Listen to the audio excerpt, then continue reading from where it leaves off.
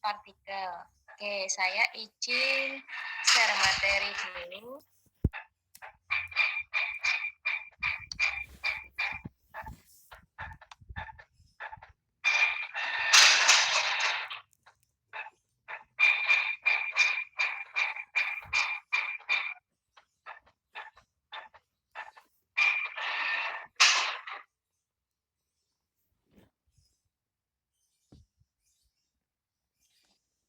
Oke, baik. Hari ini kita akan belajar atau melanjutkan materi minggu lalu, di mana kemarin sepertinya sampai sini ya, sampai main map. Jadi kita perdalam untuk hari ini. Sekarang mulai yang di sini, mikromiretik. Nah, berbesar dulu.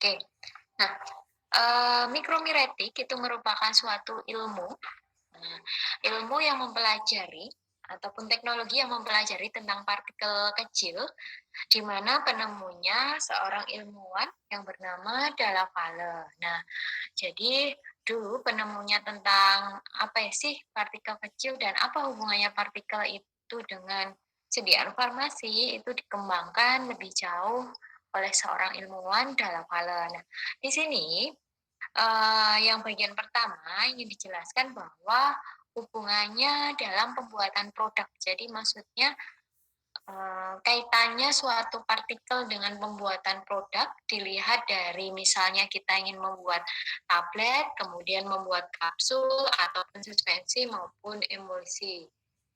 Nah, yang pertama, pasti kita ketahui dari keempat komponen sediaan farmasi yang sudah saya sebutkan tersebut, tidak lupa pasti ada bahan baku, di mana bahan baku itu terdiri dari ini ya. Bahan baku itu ada dua, obat dan eksipien, atau kita kemarin sudah berbicara tentang nama lain dari eksipien adalah bahan tambahan. Nah, di mana bahan tambahan itu fungsinya membantu suatu zat aktif untuk menjadi suatu sediaan farmasi. Nah, jadi bahan tambahan ini tergantung zat aktifnya mau dibentuk sediaan farmasi apa, apakah bentuk sediaan farmasi tablet, atau mungkin kapsul, atau mungkin suspensi maupun emulsi. Nah, bahan tambahan yang digunakan itu menyesuaikan dari tujuan terapinya dan tujuan bentuk sediaannya seperti apa. Oke, nah lanjut dari kedua bahan ini, ketika kita buat atau kita campur, makanya kita sebut sebagai formulasi. Jadi kita memformulasikan, merancang suatu formulasi. Jadi obatnya itu dosisnya berapa, bahan tambahan yang digunakan berapa, itu kita namakan rancangan dari suatu formulasi. Nah, misalnya kita ketahui tablet paracetamol yang gampang, misal produksi KF misalnya, saya sebut merek. Ketika awalnya dulu, pasti industri tersebut atau kita langsung saja menuju bagian R&D-nya di suatu industri itu belum tahu kira-kira bahan tambahan yang mau digunakan tuh apa saja sih yang cocok dengan zat aktifnya ini apa, kemudian berapa bobot yang harus ditambahkan di suatu formulanya. Nah, itu pasti dilakukan rancangan dulu. Kita mengoptimasi, mencoba-coba kira-kira yang sesuai yang mana antara campuran bahan aktif dengan bahan tambahan. Nah, lalu kalau misalnya sudah sesuai, sudah jadi obat, sudah jadi produk, itu pasti kan membutuhkan suatu proses. Nah, proses di sini menyesuaikan dari sifat fisika, kimia, sediaan ini ya bahan bakunya dari zat aktif maupun eksipiennya. Apakah stabil di panas, apakah tidak stabil, nah itu semuanya harus diperhitungkan. Kalau misalnya obatnya itu mudah teroksidasi adanya cahaya atau mungkin mudah teroksidasi adanya suhu tinggi atau panas, itu berarti tidak cocok kalau kita memilih suatu metode yang ada proses pemanasan dan Kalau oksidasi ada cahaya berarti kalau memproduksi seminimal mungkin sediaannya harus tertutup atau terlindungi dari cahaya.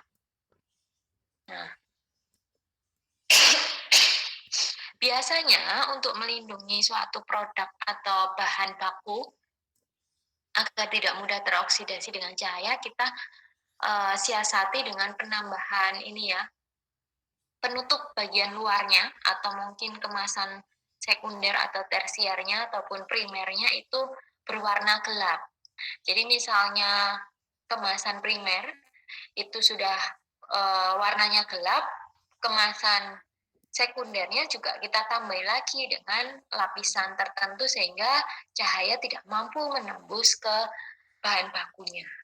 Nah, kemasan itu ada 3, kemasan primer, sekunder, maupun tersier. Nah, kira-kira apa sih bedanya dari ketiga kemasan tersebut? Mungkin di sini bisa membantu menjawab, biar teman-temannya juga ini, kita bisa menambah wawasan. Monggo, ada yang bisa menjawab apa itu kemasan sekunder, primer, maupun tersier, bedanya apa? Sama-sama kemasan, berarti kan bungkusnya. Ini sudah masuk 55 mahasiswa, 54 berarti ya. Monggo ada yang bisa membantu menjawab. Ini dapat nilai keaktifan ya nanti pastinya. Bu, menjawab. Ya, satu-satu dan ini ya, namanya siapa begitu ya? Ya, Bu ingin menjawab. Alia Rizky. Siapa dulu? Alia, Bu. Mbak Indah ini yang mau menjawab. Ya. Ya, monggo. Kemasan primer yaitu kemasan plastik, karton, botol. Kalau kemasan sekunder itu menggabungkan produk yang terbungkus kemasan primer. Kalau kemasan tersier itu menggabungkan produk yang terbungkus dari kemasan sekunder, Bu. Oke, baik. Terima kasih Mbak Indah atas jawabannya. Sudah ini ya, bagus. Mungkin ada temannya yang ingin menjelaskan berbeda, maksudnya cara bahasanya beda tapi intinya sama, monggo. Satu lagi, silakan. Saya, Bu. Ya, Bu. Banyak banget ya. Satu-satu. Tadi Mbak siapa ya? Mbak Alia? Iya, Bu. Monggo Mbak Alia. Kemasan sekunder merupakan kemasan yang digunakan untuk melindungi kemasan primer agar tidak terjadi kerusakan pada produk. Kemasan tersier merupakan kemasan yang digunakan untuk menggabungkan dan melindungi kemasan sekunder agar memudahkan pengiriman produk ke jarak yang lebih jauh. Oke, kalau yang primer belum ya Mbak?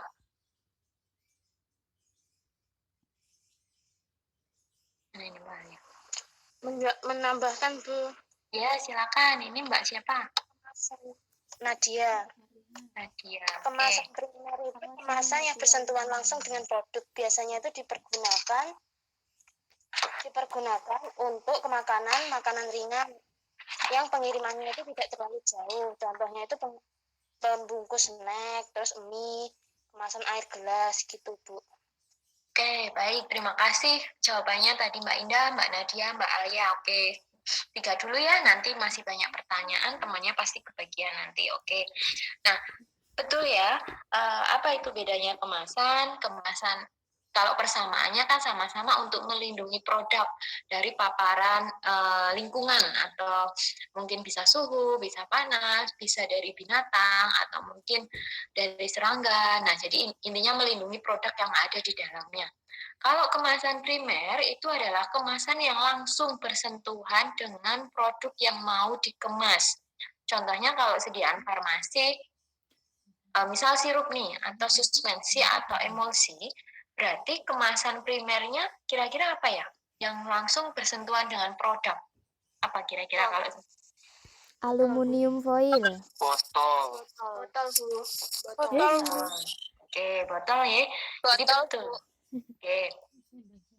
Nah, Jadi betul ya bahwa kemasan primer dari sediaan cair itu adalah botol karena kan yang bersentuhan langsung. Nah, jenisnya kan banyak sekali ya untuk kemasan primer itu botolnya apakah terbuat dari plastik, kemudian apakah terbuat dari kaca. Nah, kalau misalnya itu produknya tidak tahan, tidak stabil terhadap cahaya, berarti dipilih botol yang warnanya coklat atau yang gelap sehingga dapat melindungi sediaan yang ada di dalam kemasan primer tersebut.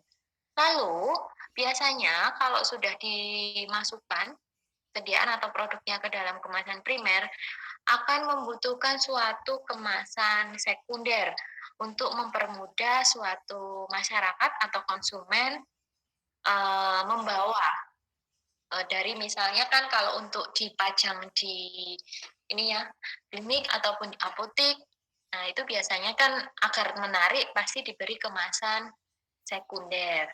Nah, kemasan sekunder ini contohnya kalau tadi dibungkus botol berarti kardusnya, gampangannya misalnya ini obat batuk, sirup obat batuk gitu. Nah, kan macamnya banyak. Misalnya dari apa ya sirup obat batuk itu produksinya yang anak-anak itu contohnya apa? Produk obat batuk atau demam yang untuk anak-anak? Anakonidin. Filtrapol. Hufagrip, oke, anakonidin. Nah, misal hufagrip. Nah, hufagrip itu kan kemasan sekundernya macam-macam ya. Ada yang warna biru, ada yang kuning ya. Merah, pelangi, Bu. Oke, nah jadi kemasan sekunder biasanya dibuat semenarik mungkin tergantung target konsumennya. Dan kemasan sekunder itu merupakan kemasan yang digunakan untuk melindungi kemasan primer atau yang bersentuhan langsung dengan kemasan primer begitu. Nah, kalau tersier berarti yang kardus besarnya yang biasanya berada di PPF ya. Kalau di PPF kan pasti stok barang, stok obatnya kan banyak, otomatis proses penyimpanan di dalam gudang itu masih terlindungi di kemasan tersier, jadi kardus besarnya. Oke, kalau di apotek kan paling sampai kemasan sekunder. Kemudian ada beberapa obat juga yang ini ya yang hanya kemasan primer, yang biasanya yang generik itu kan tanpa ada kemasan sekunder. Nah, itu masih bisa kita jumpai, cuma ya riskan ketika nanti proses pengiriman. Jadi yang waktu mendistribusikan itu agak riskan karena tidak ada kemasan kardus kecilnya persatuan, hanya ada kardus yang besar gitu. Oke, itu adalah jenis-jenis kemasan. Nah, kita kembali lagi ke topik kita ya, teknologi partikel. Kalau memformulasikan, kemudian proses, tadi prosesnya itu atau produksinya di sini menyesuaikan dari stabilitas sifat fisika kimia obat maupun eksipien, kemudian terbentuklah produk. Nah, kalau sudah terbentuk produk, belum tentu produknya bisa dikatakan baik, pasti dilakukan proses pengujian mutu fisik dari produk. Nah, kita masuk ke topik tablet ya. Apa sih hubungannya tablet dengan partikel? Oke, saya lompati dulu, kita masuk ke slide 60-an. Jadi ini saya dulu. Ya beri contoh langsung ada gambarnya di sini.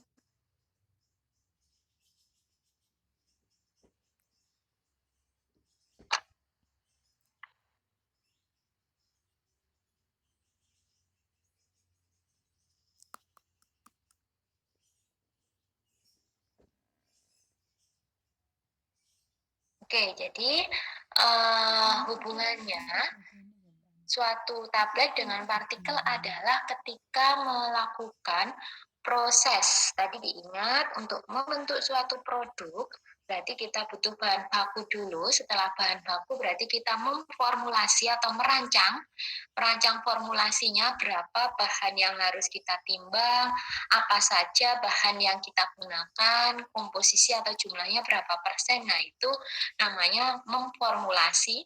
Kemudian setelah ketemu formulasi tertentu baru kita produksi. Setelah diproduksi jadilah suatu produk. Nah, di sini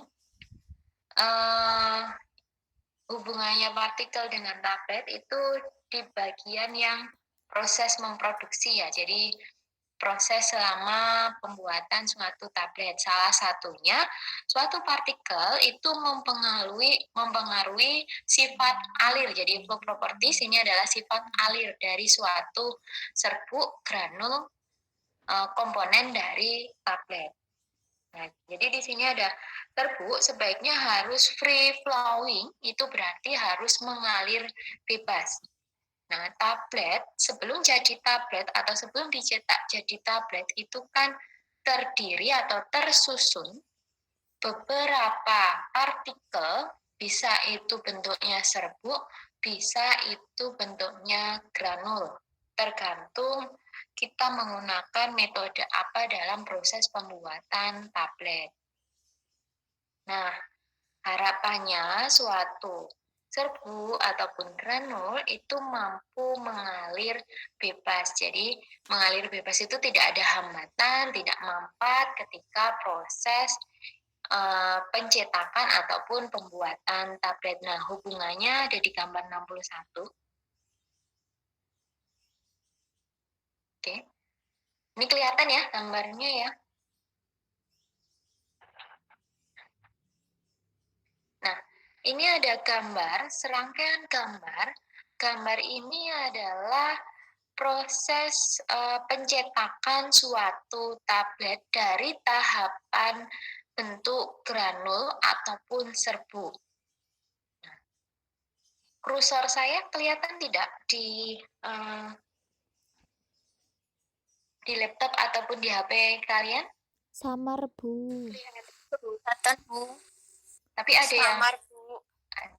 Oke. Besar kelihatan nggak, Bu? Benar, Mak.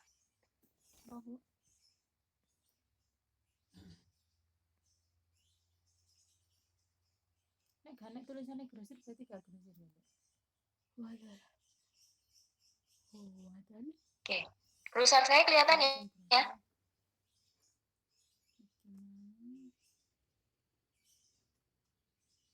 Masih suara saya masih terdengar? Masih, Bu. Masih, Bu. Oke. Nah, ini saya jelaskan. Jadi ada gambar, ada 3 gambar besar ya ini ya.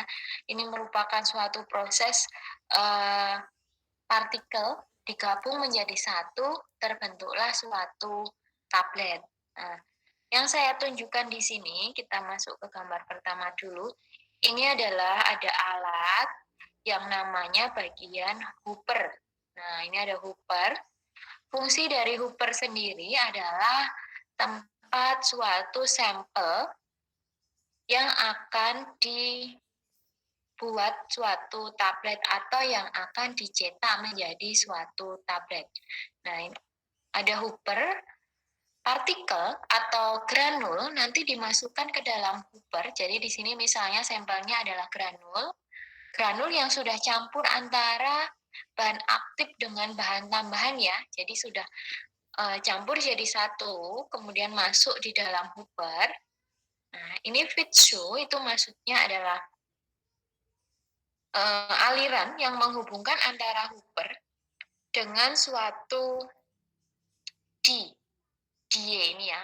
Ini meja ini die, ini adalah ruangan yang digunakan untuk proses pencetakan tablet. Jadi ada ruangan kecil yang digunakan untuk proses pencetakan tablet. Nah, nanti granulnya ini akan mengalir secara bebas melewati feed shoe, kemudian akan masuk ke D. Nah, di sini juga ada 2 punch, namanya yang saya tunjukkan ini adalah top punch holder, berarti ini adalah pan atas. Kemudian di bawah juga ada punch, ini adalah punch bawah. Nah, lower punch. Punch ini nanti akan bergerak dan akan mencetak suatu granul membentuk suatu padatan tablet. Jadi ini ada ejected tablet. Nah, ini adalah tablet yang dihasilkan apakah mau digunakan atau di reject tabletnya. Nanti kan ada pengujiannya. Tapi ini baru sampai proses nyetak tablet. Nah, hubungannya partikel apa dalam proses pencetakan tablet? Di sini yang granul yang ada di Hooper kemudian melalui feed shoe masuk ke D, ini harus memiliki sifat alir yang baik atau harus mengalir bebas.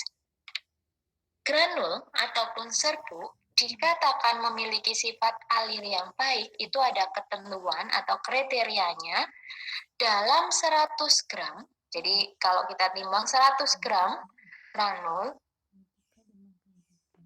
itu membutuhkan waktu kurang dari 10 detik. Kurang dari 10. Gimana, Mbak? Maaf, layarnya tidak kelihatan gambarnya yang bagian atas. Oh, tidak kelihatan. Yang lainnya tertampil tidak? Cuma setengah, Bu. Oh, sama. Tidak, Bu. Kepotong. Kepotong Bu sama ya. Kursornya nggak berjalan ke atas. Ayo. Oh, kurang ke atas. Kalau di laptop saya sudah ke atas. Oh, berarti tidak saya besarkan saja ya? Kayak tadi di awal begitu? Agak kecil sedikit. Fit up. Dan begini? Kelihatan Ya nggak? Bu, pas Bu. Iya, Bu. Oke. Dan Oke, berarti ini perlu diulangi. iya, Bu. Oke, sebentar. Iya, Bu.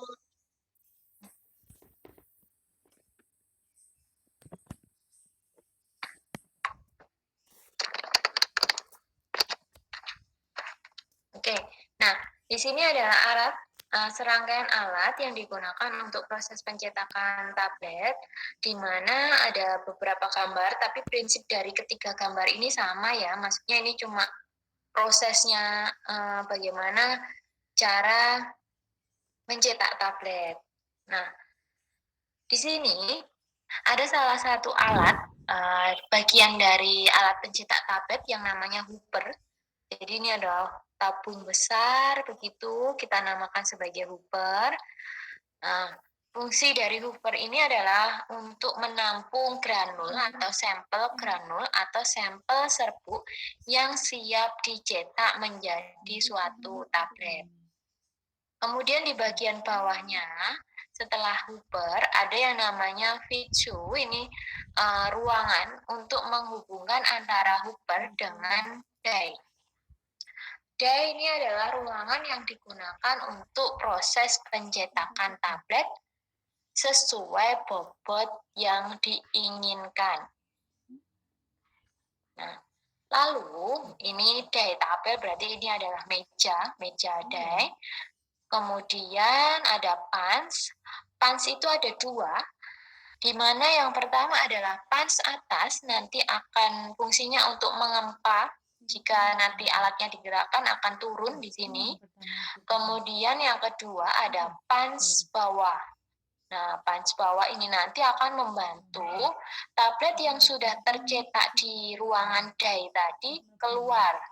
Kemudian akan menghasilkan suatu tablet di sini. Nah, ini tablet nanti akan berjalan. Karena kan kalau di industri farmasi, untuk proses pencetakan ini berjalan secara otomatis. Nah, sampai di sini ada pertanyaan dulu atau tidak sebelum saya lanjutkan?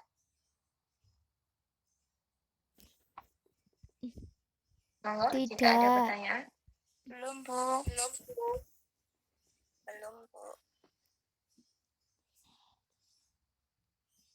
Baik. Oke.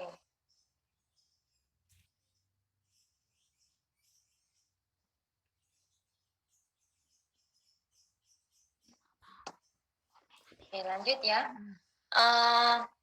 Jadi granul yang tertampung di Hooper ini kan granul yang siap dicetak, harus memiliki waktu alir yang baik. Nah, waktu alir yang baik. Dikatakan kecepatan atau waktu alir yang baik, itu syaratnya adalah dalam 100 gram granul ataupun serbuk, itu memiliki waktu mengalirnya atau kecepatan alirnya tidak lebih dari 10 detik atau kurang sama dengan 10 detik. Jadi maksimalnya itu 10 detik. Kalau kurang dari 10 detik itu berarti lebih baik. Nah, maksudnya gimana? Kalau 100 gram itu waktunya maksimal 10 detik, otomatis granul yang dihuper ini akan mengalir lancar.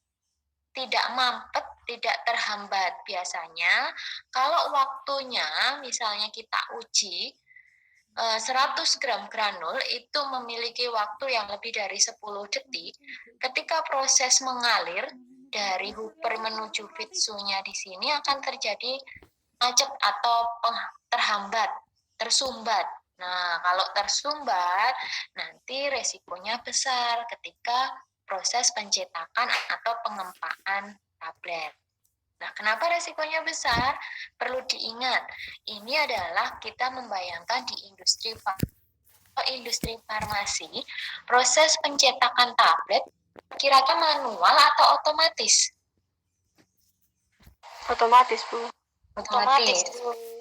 Oke, jadi otomatis tuh begini ya, kita setting alat, kemudian kita nyalakan on kan, nanti kan dengan sendirinya alat akan berjalan dan menghasilkan beribu-ribu tablet, begitu? Iya. Ya, gitu ya. Bukan satu-satu, maksudnya kita nyetak manual satu-satu, begitu kan tidak ya? Tidak, Bu. Tidak. Oke, nah berarti kalau alatnya ini otomatis, misalnya setelah dihitung atau setelah dilakukan pengujian, ternyata sifat alirnya itu jelek, lebih dari 10 detik, hasilnya misalnya 20 detik.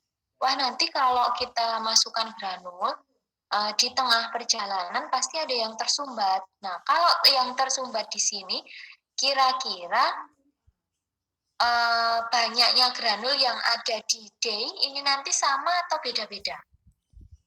Berbeda. Oke, beda-beda nggih. Jadi yang ada di ruang day ini nanti otomatis sudah masuknya itu sudah disetting. Misalnya bobotnya kalau paracetamol itu kalau dosis 500, bobot tabletnya apakah 500 juga? Enggak. Tidak. Berarti kira-kira lebih dari 500 mg atau kurang dari 500 mg bobot tabletnya? Lebih. Lebih. Lebih atau kurang? Enggak, yang bisa ini kita diskusi. Lebih atau kurang? Lebih, Bu. Atau Lebih, sama Bu. dengan 500? Lebih ya. Kenapa lebih? Zat aktif paracetamol saja 500. Kemudian tadi kalau kita membuat suatu tablet atau produk itu kan ada ada bahan baku. Bahan bakunya kan ada bahan aktif sama bahan tambahan, begitu ya. Nah, bahan aktifnya 500, pasti ada bahan tambahan biar bisa membentuk suatu tablet yang baik. Nah, otomatis totalnya nanti bobot tabletnya lebih dari 500. Kalau paracetamol itu kalau kita cek di lab, misalnya kita timbang, kita punya beberapa sampel, rata-rata 650 hingga 750-an, tergantung ininya ya, produknya siapa begitu. Tapi sekitar 650 sampai 750, ada yang 700, ada yang 680, tidak mesti. Nah, jadi bobot yang masuk, jadi granul nantinya mengalir dari fitsu kemudian masuk ke ruang day. Di sini bobotnya sesuai settingan. Jadi kalau kita setting 700 mg untuk tablet paracetamol, ya di sini nanti akan masuk sebanyak 700 mg. Nah, kalau sudah masuk sebanyak 700 mg, alatnya akan bergerak ke alat yang kedua. Jadi ini ada alat yang kedua, ini sama alatnya, cuma dia terjadi kompresi atau pengempaan. Nah, pengempaan oleh siapa? oleh pans atas. Jadi ditekan oleh pan atas serbuknya atau granulnya tadi. Lalu tahap ketiga, pans atasnya akan kembali ke atas dan didorong oleh pans bawah. Kenapa kok perlu didorong pans bawah? Karena kan tablet yang terbentuk agar bisa keluar dari ruangan D-nya tadi. Jadi ada lubang kan ruangan itu tadi untuk 700 mg tabletnya di sini. Kemudian beberapa detik nanti akan pans atasnya turun ke bawah, dikempa, dipres.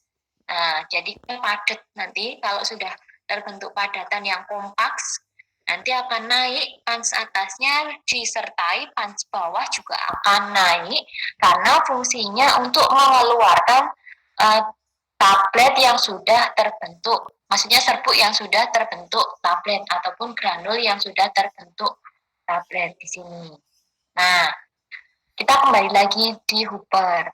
Tadi kalau misalnya sifat alirnya itu lebih dari 10 detik, maka akan terjadi proses penyumbatan atau hambatan.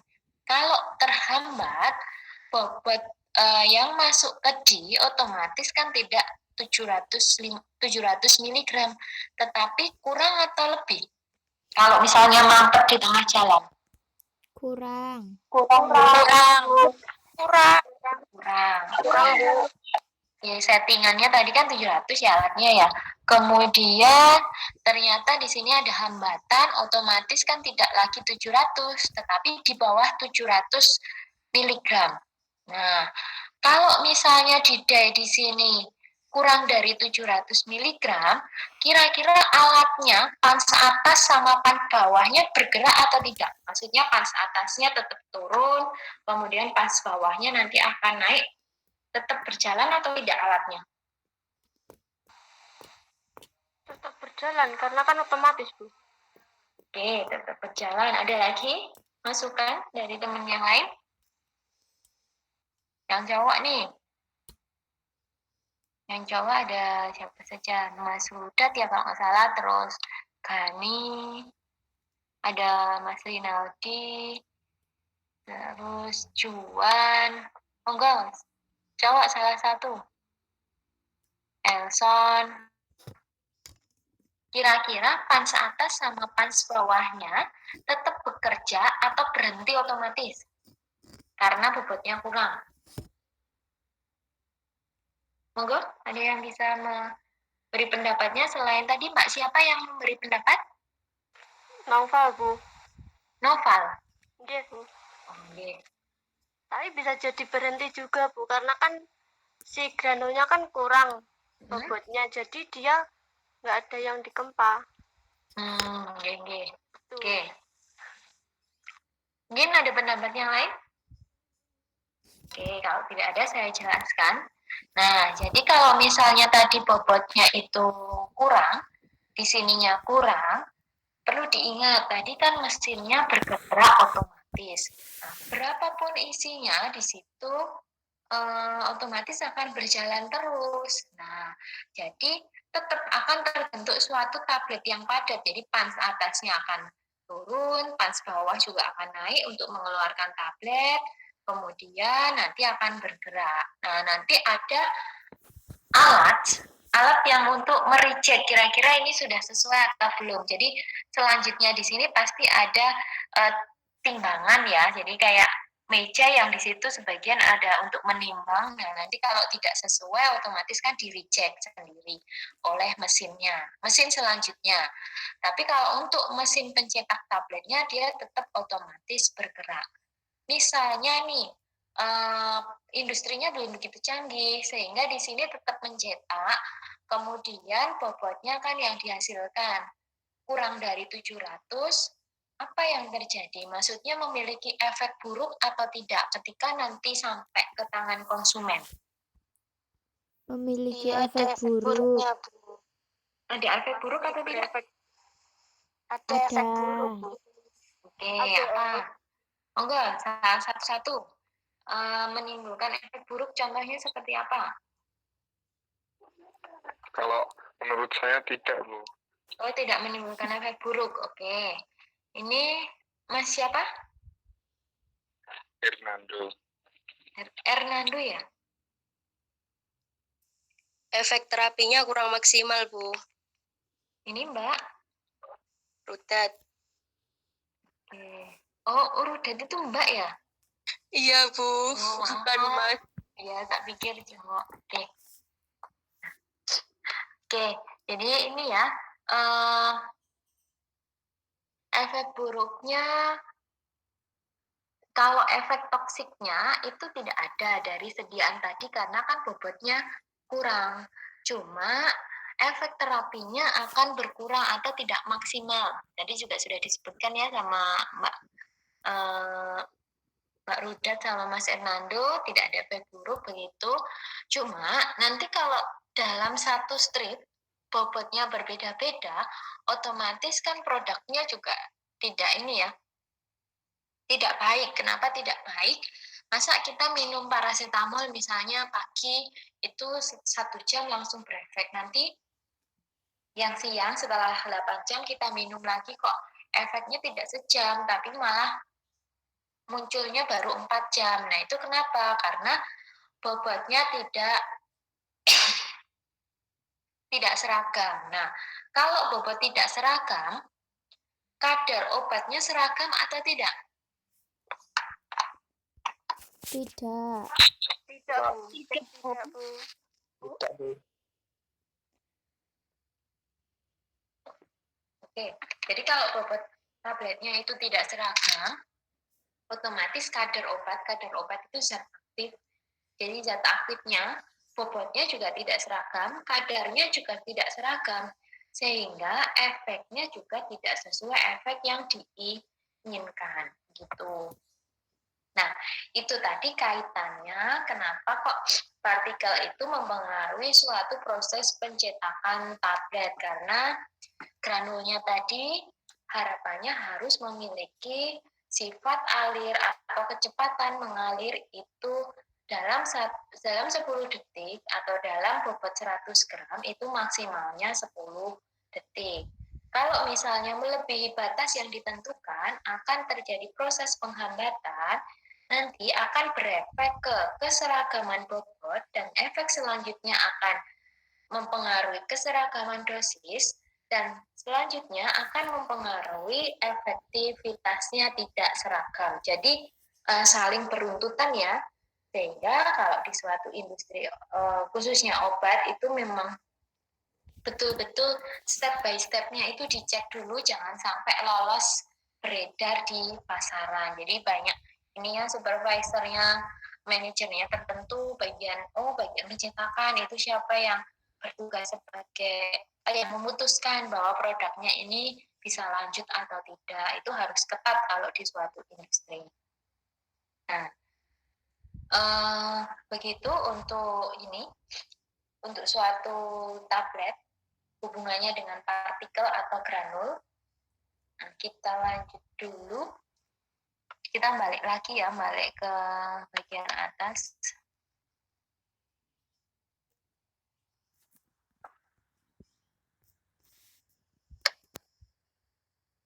Oke, tadi tablet sudah, kemudian kalau kapsul itu isinya apa sih? Di dalam cangkang kapsul itu biasanya isinya apa? Serbu. Serbuk Granul ada juga. Granul juga ya.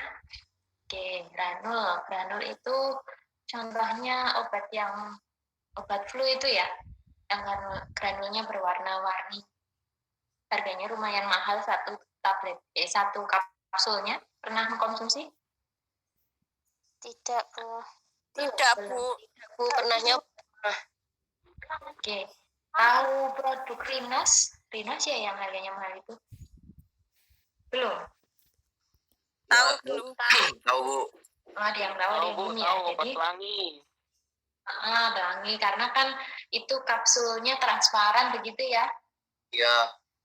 Di dalamnya ada granul-granulnya dengan pewarna tertentu. Nah, itu harganya memang mahal karena kan untuk proses pembentukan suatu granul dengan diberi warna tertentu itu kan juga membutuhkan biaya, sehingga di situ kan dienkapsulasi, nanti pas proses enkapsulasinya akan dikasih pewarna tertentu. Nah, proses enkapsulasi berarti kan ada suatu tahapan proses tertentu, membutuhkan tenaga, waktu, dan biaya, makanya hasilnya kan harga akhirnya juga mahal.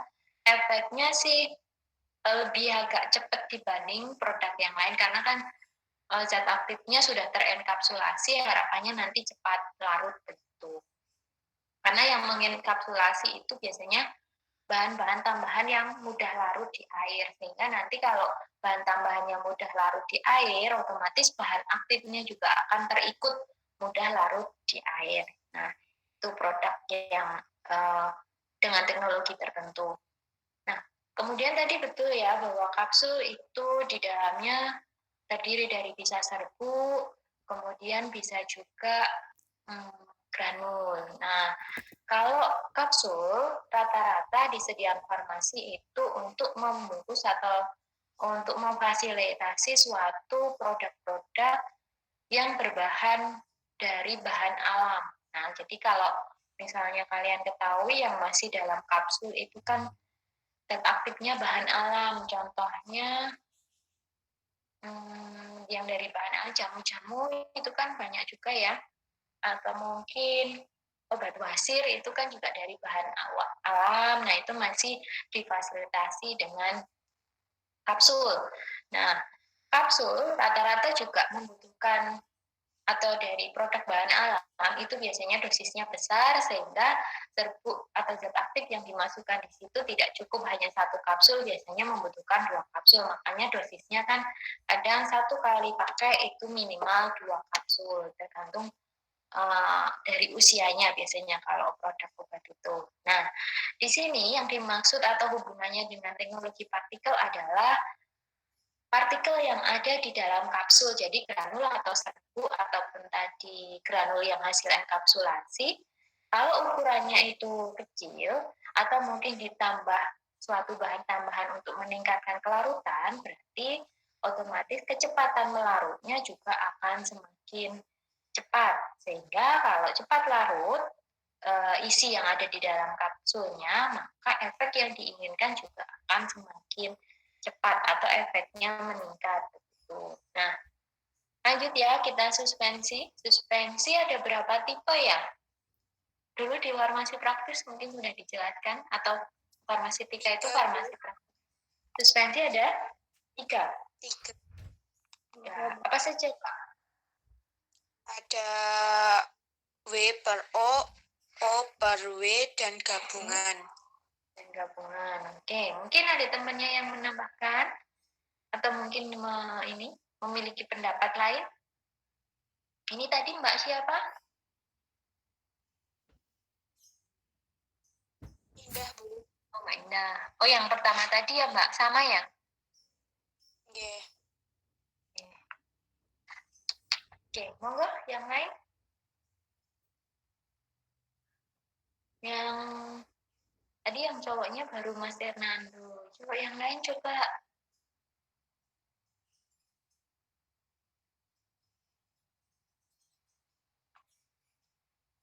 Mungkin punya pendapat.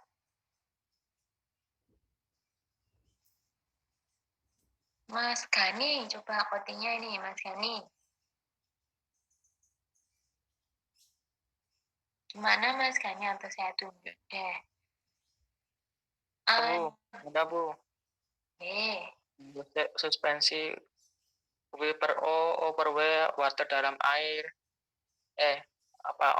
oil, minyak dalam air dalam minyak. Oke. Mungkin teman yang lain? Ada Mas ini Mas ya, Juan. Ini Mas tahu betul ya tadi mana? Juan Bayu Erlangga? Hadir Bu. Apa Mas, suspensi ada berapa tipe?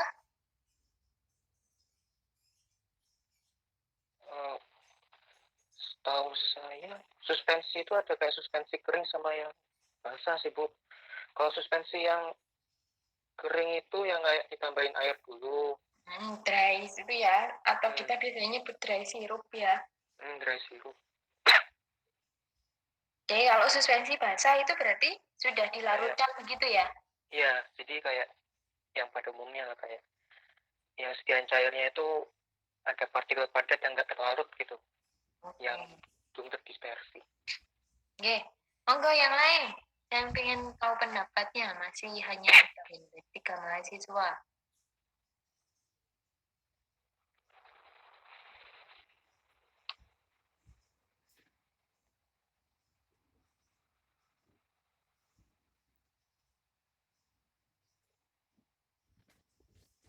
Bu, Ya, mohon maaf tadi salah yang suspensi tipe W per O per W tadi. Contoh dari emulsi, Bu. oke. Oke, ini Mbak Indah. Oke. Ya. Oke, coba teman-temannya yang lain. Ada suspensi deflokulasi, ada suspensi flokulasi. Oke, Mas Juan ini ya? Mas Gani. Oh, Gani. Oke. Nah, oke, betul ya. Jadi, saya luruskan. Tadi Mas Gani mesti ikut-ikut Mbak Indah. Kalau emulsi memang betul ada tipe W per O per W atau gabungan dari itu ya, ganda atau tipe ganda, WOW atau OWO. Berarti totalnya ada berapa? 4 ya. W per O per W, kemudian WOW, kemudian OWO. Jadi ada 4 kalau misalnya kita breakdown, tapi secara umum biasanya W per O atau O per W gitu.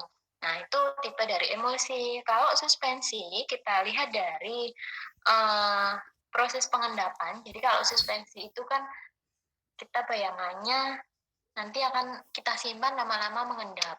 Nah, itu kita breakdown menjadi 2, yaitu flokulasi dan deflokulasi. Oke. Nah, apa itu flokulasi dan apa itu deflokulasi? Mungkin temannya bisa menjawab. Bu. Peristiwa memisahnya pengendapan fase Saya, terdispersi. Bu. Oke, satu. Siapa dulu nih? Mbak siapa tadi yang peristiwa tadi? Mbak siapa? Alia. Mbak? Alia. Mbak ya. Oke. Peristiwa apa, Mbak? Diulangi. Peristiwa memisahnya mengendapnya fase terdispersi. Oke. Ada lagi Saya, temannya? Bu. Saya, Ini, Bu. Mbak. Saya, Bu. Saya, Bu. Siapa dulu ini? Shirley, Mbak Sally atau siapa? Sally. Shirley. Ya.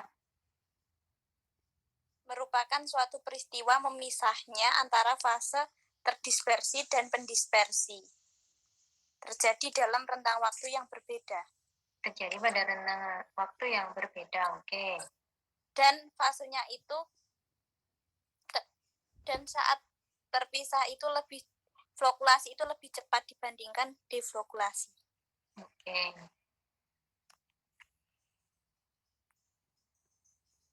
Oke, ada yang ingin menambahkan mungkin? Saya, Bu. Oke, Mbak siapa ini? Afif. Afif. Monggo, Mbak. Kalau flokulasi itu terjadi apabila gaya tolak-menolak antar partikel relatif kecil, sehingga cenderung untuk mendekat dan menggumpal dengan jarak yang cukup untuk membuat flokula itu rendah. Kemudian, kalau flokulasi itu cepat mengendap, mudah tersuspensi kembali, dan tidak membentuk cake. Kalau deflokulasi itu jika menolak antar partikel tersuspensi tinggi atau akibat potensial terlalu tinggi atau terlalu kecil, maka partikel tidak akan menggumpal.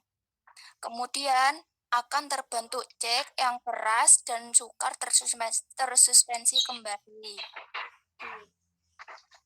Oke, baik. Oke, sudah lengkap yang tadi dari Mbak Afif ya? Ya, Bu. Nah, jadi hubungannya partikel dengan sistem suspensi itu adalah proses pengendapan. Jadi kan suspensi itu biasanya tidak stabil pada waktu tertentu. Nah, terjadinya proses pengendapan itu sangat dipengaruhi dari ukuran partikel. Nah, suspensi itu terdiri dari fase terdispersi dan fase pendispersi. Fase terdispersi itu berarti partikelnya, jadi serbuknya atau mungkin granulnya, yang nantinya dilarutkan dengan fase pendispersi atau pelarutnya biasanya air.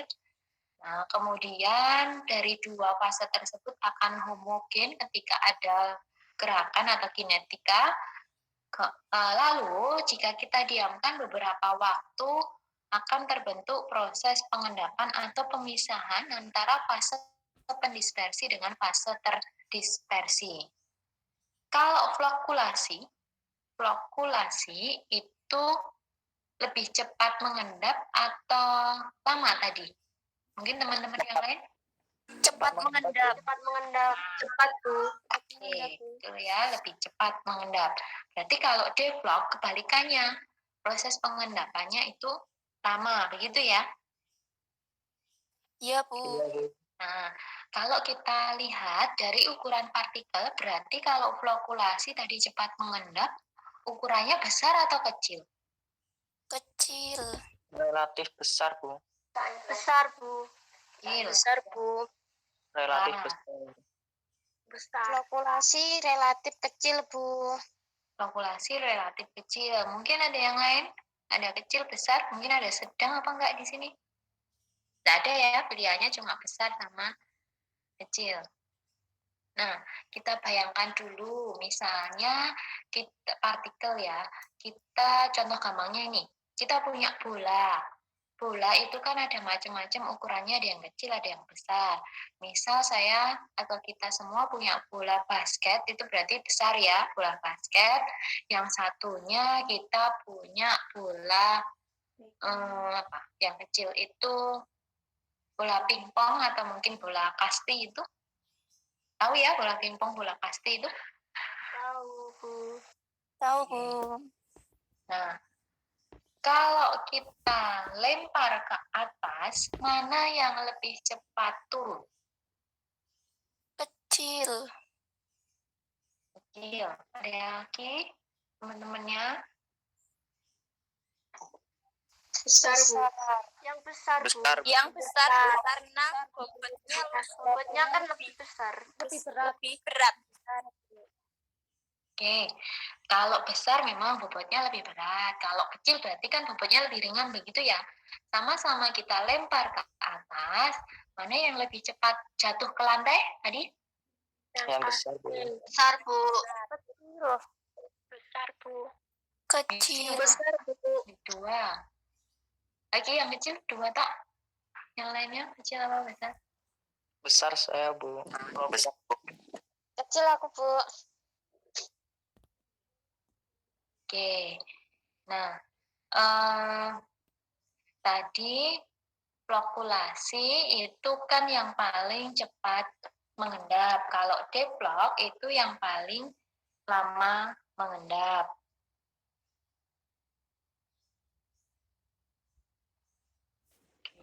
Nah, partikel yang besar itu otomatis akan cepat untuk turun. Kenapa? Karena ada gaya gravitasi sehingga akan cepat menarik ke bawah. Berarti itu nanti dimiliki oleh sistem yang mana? Flokulasi apa deflokulasi? Kalau yang partikelnya besar? Flokulasi. Oke, jadi kalau yang ukuran bobotnya besar atau ukuran partikelnya besar, itu nanti akan proses pengendapannya itu cepat dibanding yang ukurannya kecil. Nah, ukuran kecil itu dimiliki yang deflokulasi. Kemudian, ketika suatu suspensi itu terjadi pemisahan antara fase terdispersi sama pendispersinya, tadi kan pengendapannya cepat yang flokulasi, kemudian devlog itu lama. Ketika mau digunakan, itu digocok apa enggak sih biasanya kalau kita minum konsumsi suspensi? Iya, digocok. mana yang lebih mudah terdispersi kembali? Yang flokulasi. Yang Flokulasi. yang flokulasi. Jadi yang partikelnya besar tadi yang lebih cepat terdispersi kembali karena ikatan antara partikelnya tidak begitu kuat. Beda halnya yang deadlock. Kalau deadlock partikelnya kecil, kemudian yang partikel kecil itu akan mengisi ruangan tertentu. Jadi yang ruangan kosong-kosong tadi itu diisi, sehingga antara partikel satu dengan partikel yang lainnya akan saling berikatan, ikatannya kuat. Kalau yang besar itu banyak rongganya nanti kalau dia mengalami sedimentasi atau pengendapan. Oke. Nah, sehingga ternyata partikel itu sangat mempengaruhi proses terjadinya peristiwa pengendapan pada suspensi begitu. Semuanya memiliki ini ya, kelebihan dan keuntungan masing-masing. Nah, jadi kalau lebih senangnya kalau masyarakat itu atau konsumen itu kan harapannya suspensinya lama mengendap. Oke, jadi masih homogen, tidak ada fase yang jernih, tidak ada fase yang gelap begitu. Cuma kalau lama proses pengendapannya ternyata membutuhkan ini energi yang kuat untuk menghomogenkan kembali dan kadang terbentuk suatu cake atau endapan yang tidak bisa dipecahkan dengan energi kinetik, tidak bisa larut sempurna lagi. Nah, biasanya suspensi tadi betul ya, ada suspensi yang sudah betul dilarutkan, jadi sudah dicampur dengan fase pendispersinya. Itu khusus untuk zat aktif yang stabil di air, tapi kalau yang suspensi kering atau dry, biasanya ada yang menyebut dry syrup, itu kan masih serbuk, kemudian dilarutkan dengan pelarut air sampai batas 60 atau 50 mili, baru kita gunakan atau konsumsi. Nah, itu khusus obat-obat yang tidak stabil adanya pelarut air, karena nanti mudah rusak begitu. Nah, kemudian kalau sistem deflokulasi itu biasanya untuk obat-obat yang sistem penggunaannya langsung habis atau tidak membutuhkan jangka waktu yang lama, karena nanti kalau itunya jangka waktu lama sudah terbentuk kick kan dosisnya yang ada di dalam suspensi juga tidak homogen atau tidak sama kadarnya, sehingga efek yang ditimbulkan juga berbeda-beda begitu. Nah, kalau yang flokulasi itu bisa kita simpan dalam jangka waktu lama, karena ketika dihomogenkan dia mudah larut atau mudah homogen, sehingga dosis atau kadar obat yang ada di dalam suatu suspensi flokulasi itu sama. Nah, itu sedikit penjelasan hubungan partikel dengan suspensi karena mempengaruhi stabilitas secara fisik maupun stabilitas proses pengendapan yang terjadi pada dua tipe flokulasi maupun deflokulasi. Kalau emulsi, ini ada dua fase yang berbeda ya. Ada fase, biasanya emulsi itu ada minyak sama air. Nah, ini tergantung minyak sama air. Kalau zat aktif kan biasanya tetap bentuknya serbuk ya, dilarutkan dalam pelarut tertentu, apakah dia mudah larut di air atau mudah larut di minyak begitu. Kapan kita memberi nama itu emulsi fase air dalam minyak dan minyak dalam air tergantung komponen yang terbesar atau tergantung dari fase eksternalnya. Di sini prinsipnya sama, ukuran partikel kecil otomatis mudah larut dalam pelarutnya, sehingga kalau cepat larut otomatis efek yang diinginkan juga akan semakin cepat. Oke, kita lanjutkan ya. Lalu slide selanjutnya.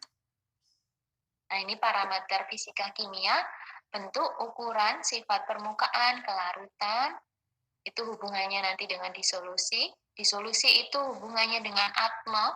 Tahu ya atma? Apa itu kepanjangan dari atma? Karena hubungannya dengan bioavailability. Distribusi, metabolisme, Dan ekspresi. Oke, nah betul ya, ada absorpsi, distribusi, metabolisme, dan ekskresi. Nah, obat itu pertamanya harus larut dulu, harus terdisintegrasi, kemudian larut, terdisolusi, baru nanti akan proses atme. Jadi kalau belum larut ya pasti belum bisa diabsorpsi. gitu. Nah, ini juga tergantung dari bentuk partikel penyusun dari suatu obat. Kalau bentuk partikel itu ada berapa macam sih yang mungkin teman-teman tahu? Minggu lalu sudah saya jelaskan belum bentuk partikel? Bentuk biasanya gimana secara umum, secara garis besar?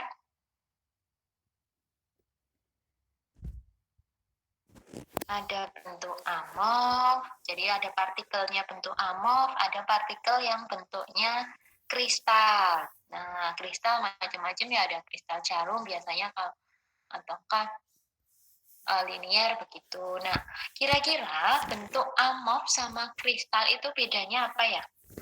Amorf dan kristal bentuknya? Saya, Bu. Siapa, Mbak? Langsung nyebut namanya nggih? Mbak Mutia. siapa? Mutia. Mutia, oke. Kalau amorf bentuk padatan yang bukan kristal dan tidak memiliki keteraturan isinya, sedangkan kristal atom atau molekul yang penyusunnya terkemas secara teratur dalam ruang 3 dimensi. Oke, Mbak Mutia sudah bagus jawabannya. Mungkin ada teman yang lain? Saya, Bu. Siapa ini? Jian. Oke. Mbak Jian.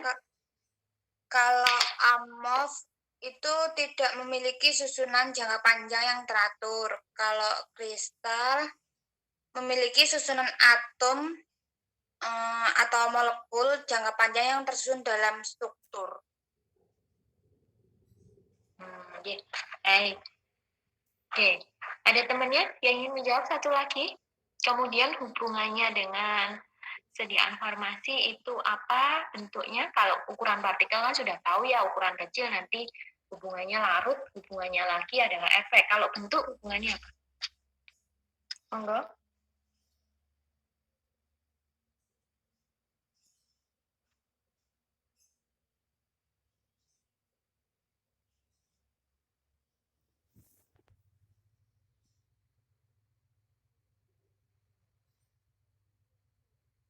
Nah, jadi sama ya kalau untuk bentuk itu juga hubungannya adalah dari tingkat kelarutannya. Tadi memang betul sudah dijelaskan Mbak Mutia sama Mbak Cian ya.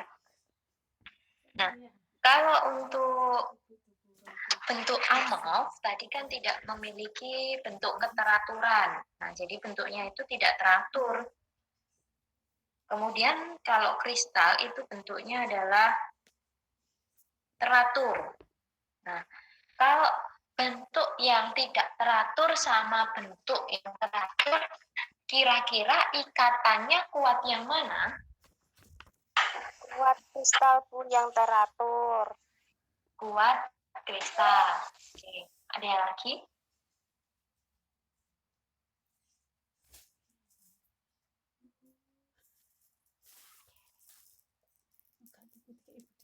Ternyata aku pizza.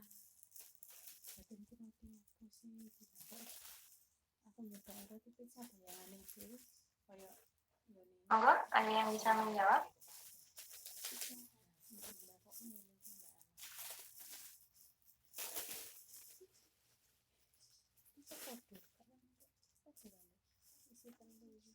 Silakan menjawab. Sama bentuk kristal. Kuat? Bentuk kristal.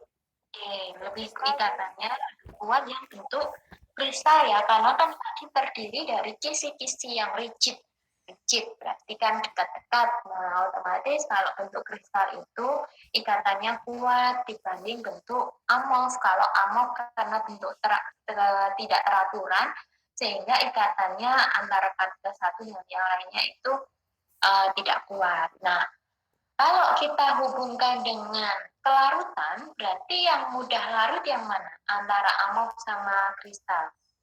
Amorf. Yang amorf. Amorf. Oke, betul ya.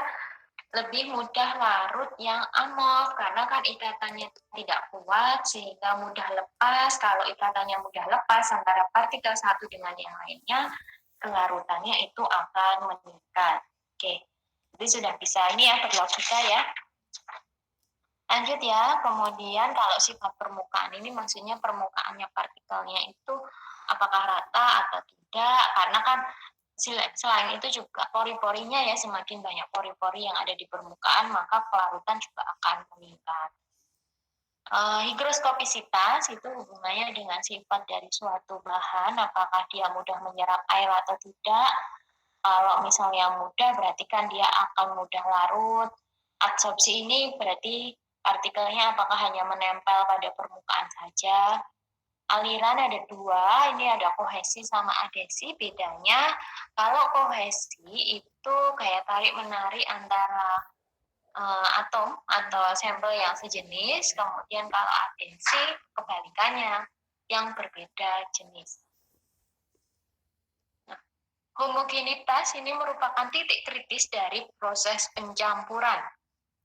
Jadi kalau misalnya itu melakukan proses pencampuran dari pembuatan sediaan obat, baik itu sediaan padat, cair, semi padat, itu harus sampai titik homogen. Gitu. Nah, untuk menguji homogenitas ini pasti ditinjau dari beberapa sisi ya, misalnya kita punya suatu sirup satu botol begitu, kalau diuji di industri tidak diambil sekali saja, tapi diambil berkali-kali pada sudut yang berbeda-beda. Apakah dari berbagai sisi atau berbagai sudut itu hasil kadarnya sama atau tidak? Kalau itu sama, berarti dikatakan homogen. Oke, lanjut. Di sini adalah teknologi. Ini secara garis besarnya saja. Next ya. Ini ukuran partikel, tadi sudah saya jelaskan ketika proses pencetakan tablet bahwa itu mempengaruhi keserakaman bobot, kandungan, kemudian ini mempengaruhi kelarutan atau disolusi. Bentar. Oke. Nah, ini yang ada di tabel adalah beberapa contoh bentuk sediaan obat. Misalnya itu bentuknya inhalasi dari zat aktifnya isoprenalin. Nah, ukuran partikel penyusunnya itu harapannya adalah kurang dari 5 mikron, tidak boleh lebih dari 20 mikron. Karena kan inhalasi itu dihirup, otomatis ini menggunakan gas, ukurannya pasti harapannya kecil, tidak boleh terlalu besar. Karena nanti tidak bisa larut ketika baik itu dibuat sediaan maupun nanti ketika berada di dalam tubuh. Mungkin ada lagi contoh di sini supo. Misalnya kita membuat supo atau salep. Nah, ini biasanya tidak boleh dari 75 mikron atau mungkin kalau supo, kok ganti sendiri ya. Nah, kalau supo berarti yang ukuran kurang dari 5 mikron itu jumlahnya 90%, dan kemudian yang sisanya 10% itu boleh lebih dari 50 mikron, tapi sebagian besar di komposisinya ukuran partikelnya kurang dari 5 mikron. Oke. Dan di slide 20 ini menandakan bahwa suatu sampel cryptopulvin kelarutannya rendah jika digunakan dalam sediaan oral, tetapi ini ya, terdistribusinya bentar. Ini intinya adalah jika kelarutannya itu rendah karena tadi hubungannya dengan ukuran partikelnya, dan kelarutan cryptopulvinnya dapat meningkat jika ukuran partikelnya itu direduksi. Nah, jadi betul pengecilan ukuran partikel akan meningkatkan solubility itu kelarutan dari suatu cryptopulvin. Sama halnya dengan tetrasiklin. Nah, dengan mereduksi ukuran partikel itu akan meningkatkan kecepatan absorpsi dari tetrasiklin, aspirin maupun sulfonamid. Yang poin C, dengan mereduksi ukuran partikel nitrofuran dapat meningkatkan kecepatan absorpsi.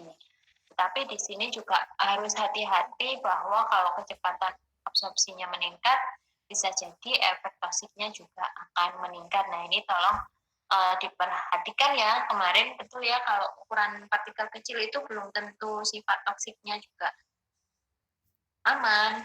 Nah, karena semakin kecil biasanya yang di bawah 100 nano itu kemungkinan besar akan menimbulkan efek toksik, karena kalau ukurannya di bawah 100 nanometer bisa jadi dia akan tidak menuju targetnya. Misalnya targetnya sel A, tapi dia malah mampu menembus sel B, sel C yang bukan merupakan tujuan atau target utamanya. Oke, saya lanjutkan. Nah, ini sesuai di buku petunjuk praktikum ya, ada ukurannya, ukuran partikel, kemudian di sini ayakan yang digunakan. Kalau ukurannya itu semakin besar, otomatis kita bisa menggunakan metode ayakan. Jadi ukuran partikelnya kalau besar itu bisa menggunakan ayakan, tapi kalau ukuran partikel kecil biasanya ayakan tidak begitu baik untuk menentukan suatu bobot partikel ataupun ukuran partikel. Nah, metode ayakan tersendiri ini juga menurut saya kurang baik dalam menentukan ukuran partikel. Tapi kalau hanya menentukan bobot partikel itu sudah mencukupi. Lalu di sini ada gambar yang menunjukkan ukuran dari beberapa ini ya,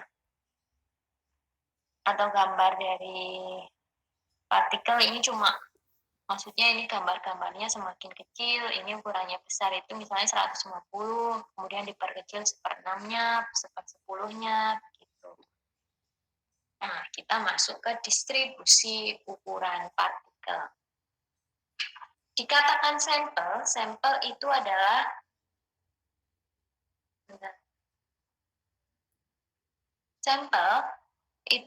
gabungan dari beberapa partikel atau kumpulan dari beberapa partikel.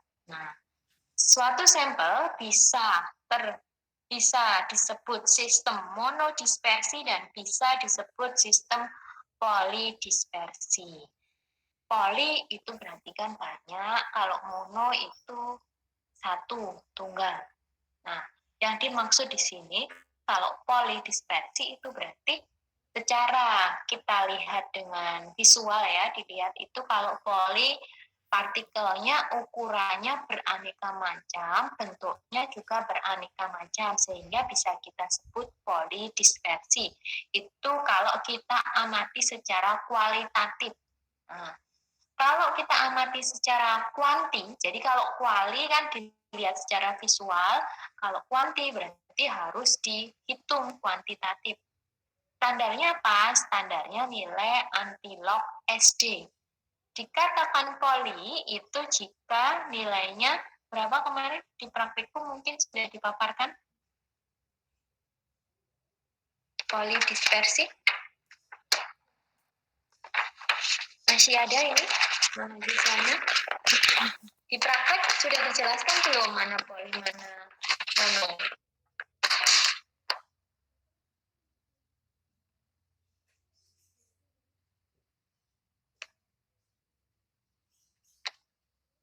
Halo? Masih ada ini? Suara saya terdengar? Terdengar, Bu. Terdengar, Bu. Oke. Dengar, Bu. Terdengar, Bu. Di praktikum?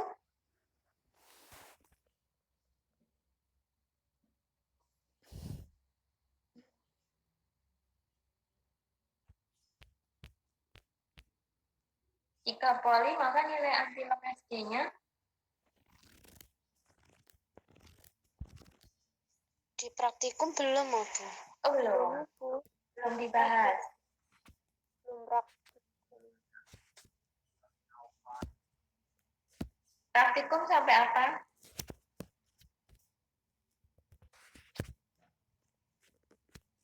Belum penjelasan ini ya, metode-metodenya ya. Belum, Bu. Oke. Jadi untuk sampel dikatakan itu tipe atau sistem dari polidispersi. Secara visual tadi ukurannya beda, kemudian bentuknya itu beda. Tapi kalau secara kuantitatif itu kita bisa hitung antilog SD-nya. Jika lebih dari 1,2, jadi kalau lebih dari 1,2, maka dinyatakan polidispersi. Tapi kebalikannya, kalau monodispersi berarti anti-log SD-nya kurang dari 1,2 gitu. Nah, suatu sifat penting dari suatu sampel selain tadi ukuran, bentuk, kemudian ada luas permukaan partikel, kemudian bobot. Kalau bentuk, luas, ukuran itu bisa diwadahi dengan suatu metode mikroskop. Jadi kan untuk melihat bentuknya berarti secara visual menggunakan bantuan alat mikroskop. Nah, kalau untuk bobot bentuk itu dapat diwadahi dengan metode ayakan yang nantinya akan dilakukan ketika praktikum metode ayakan maupun metode mikroskopi. Nah, untuk suatu formulasi produk atau sampel harapannya memiliki tipe atau sistem monodispersi dibandingkan polidispersi. Kenapa? Kalau bentuk ukurannya itu sama atau seragam, efek atau kelarutannya itu juga akan sama, tidak berbeda secara signifikan. Jadi kalau ukurannya 10 mikron semua, itu berarti kan otomatis kelarutannya misalnya 10 mikron mampu larut 1 detik, berarti harapannya kan larutnya 1 detik semua. Beda halnya kalau tipe sampelnya atau produknya itu ada yang bentuknya atau ukurannya 10, ada yang 20, ada yang 30, ada yang 15. Kelarutannya juga akan berbeda-beda. Waktu melarutnya itu berbeda-beda. Yang ukuran kecil lebih cepat dibanding yang ukuran besar. Begitu. Itu makanya kenapa kalau kita memformulasi, harapannya sih sistemnya monodispersi. Tapi susah ya untuk bahan aktif ataupun bahan tambahan itu biasanya cenderung ke poli, ke ukuran yang berbeda-beda. Nah. Oke, nah di sini ada liposom, nanopartikel, mikroemulsi itu adalah suatu sistem penghantaran tertentu yang digunakan untuk mewadahi membuat suatu sampel obat zat aktif menjadi ukurannya kecil. Lanjut. Ini adalah macam-macam diameter ukuran suatu partikel. Jadi kalau kita mengukur suatu partikel itu biasanya patokannya menggunakan diameter. Untuk menghitung diameter itu paling gampangnya kalau bentuk partikelnya itu adalah sferis. Apa nama lain dari sferis? Atau biasanya ekivalen. Sferis itu apa? Kalau kalian menghitung diameter itu biasanya bentuknya apa sih? Bentuk yang bisa dihitung diameter? Lingkaran. Nah, jadi sferis itu maksudnya di sini adalah partikelnya berbentuk bulat. Nah, lingkaran, bulat padat ya, misalnya bakso. Nah, itu kan kita bisa menghitung, mengukur suatu diameter dari sampel bakso. Nah, jadi partikel begitu, harapannya bentuknya lingkaran-lingkaran. Karena apa? Karena untuk memudahkan dalam menghitung ukuran suatu partikel. Hanya kita ukur diameternya saja, kita nanti bisa menghitung luas maupun volume suatu partikel. Nah, diameter sendiri dibagi menjadi 4. Diameter yang macam-macamnya ada 4 ini tergantung dari fungsinya. Kalau misalnya menghitung luas ya kita menggunakan diameter permukaan, menghitung volume nanti menggunakan diameter volume partikel, diameter proyeksi maupun stok tergantung. Kalau stok itu biasanya untuk sedimentasi, ini tadi kaitannya dengan formulasi suspensi yang tadi ada flokulasi dan deflokulasi, itu hubungannya dengan diameter stok. Nah, begitu. Nanti ada perhitungan, tapi mungkin minggu depan ya nggak cukup waktunya kalau kita berhitung hari ini. Jadi minggu depan disiapkan kalkulatornya karena ada latihan menghitung bagaimana mengukur atau mengukur suatu ukuran partikel. Nah, jadi selain dapat di praktek, nanti juga di teori ada, mungkin secara singkat lebih lengkapnya ada di praktikum. Nah, satu slide lagi, saya cuma ingin menjelaskan. Ini adalah gambar dari suatu partikel. Nah, yang sferis itu yang paling ujung atas kiri ya, itu adalah gambar yang sferis. Jadi gambar suatu partikel monodispersi, jadi sistemnya monodispersi yang paling ideal, yang paling disukai. Karena itu nanti jika melarut akan cepat dan tidak terhambat, waktunya juga sama, efeknya juga akan semakin meningkat. Beda halnya dengan 3 gambar yang lain. Nah, kalau 3 gambar yang lain ini dia bentuknya amorf, cuma ukurannya berbeda-beda, bervariasi. Otomatis di sini menggunakan sistemnya apa? Dari ketiga gambar kecuali yang bentuk bola-bola itu, sistemnya Polidispersi. polidispersi ya, karena kan bentuknya beraneka macam, kemudian ukurannya juga secara kasat mata itu berbeda-beda. Nah, dari gambar ini didapatkan salah satu metode yang namanya metode SEM. Jadi, kalian bisa mendapatkan keempat gambar ini, nama metodenya adalah metode SEM. Scanning elektron mikroskopi ya. Nah, jadi ketika ada sampel, kalian lihat di mikroskop elektron, nanti akan men-scan, nah gambarnya muncullah seperti yang ada di slide nomor 25 ini, slide ke-25. Oke, itu. Tapi kita nanti tidak ada uji coba menggunakan SEM, kita nggak punya alatnya ini hanya tertentu saja, tidak semua kampus itu punya karena besar dan biayanya mahal. Kemudian untuk preparasinya juga cukup sulit untuk penggunaan SEM maupun TEM yang mikroskop elektron itu. Oke, kita nanti kalau di praktikum hanya mikroskop optis atau mikroskop biasa untuk menghitung suatu ukuran, bentuk, menghitung ukuran, melihat bentuk, kemudian nanti untuk menghitung suatu bobot partikel dengan menggunakan metode ayakan. Oke, sampai di sini ada pertanyaan? Monggo jika ada. Saya ingatkan kembali, sudah absensi semua ini mahasiswanya? Sudah, Bu. Oke. Sudah. Oke. Jangan sampai ini ya, kelupaan untuk presensi. Bu, saya mau bertanya, Bu. Baik, ya Mbak.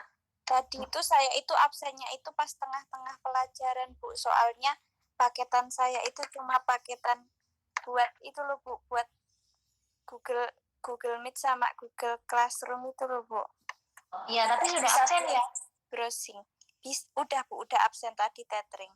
Oh ya sudah, nggak apa-apa. Yang penting absen saya buka mulai pukul 1 sampai pukul 3 ya. Maksudnya sesuai jam perkuliahan.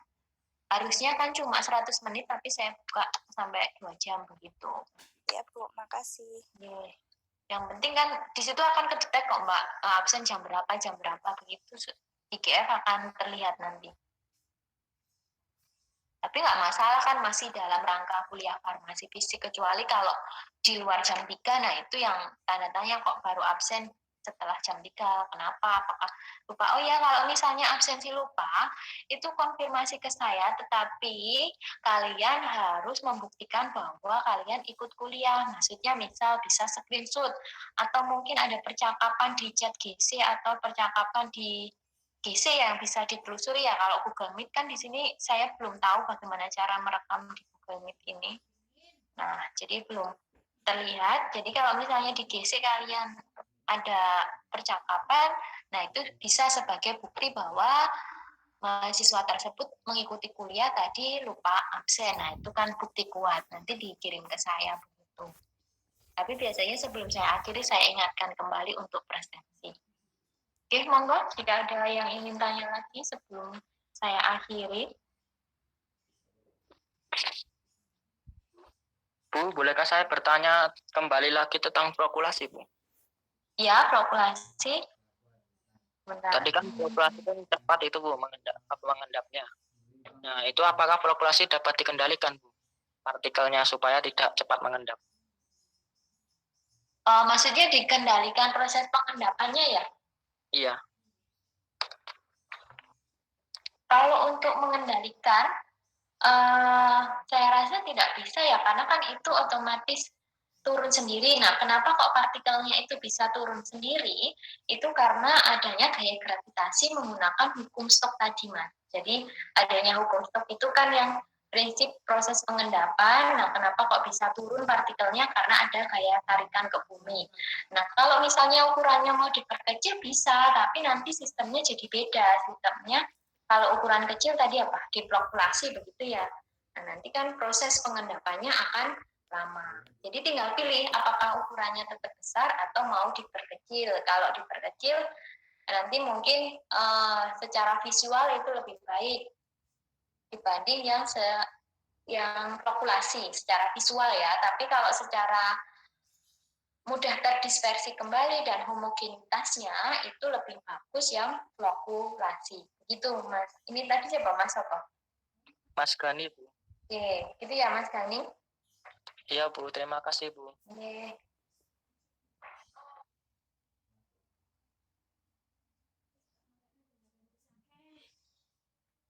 Monggo jika ada yang tanya. Kalau tidak ada, jadi minggu depan kita lanjutkan. Jangan lupa kalkulator ya. Disiapkan kalkulatornya. Nanti kita akan belajar menghitung. Jadi nanti saya jelaskan cara perhitungan. Oke, saya akhiri untuk kuliah kita hari ini. Semoga kita selalu diberi kesehatan sehingga bisa berjumpa kembali di minggu depan ya, perkuliahan selanjutnya. Akhir kata, wassalamualaikum warahmatullahi wabarakatuh. Waalaikumsalam warahmatullahi wabarakatuh.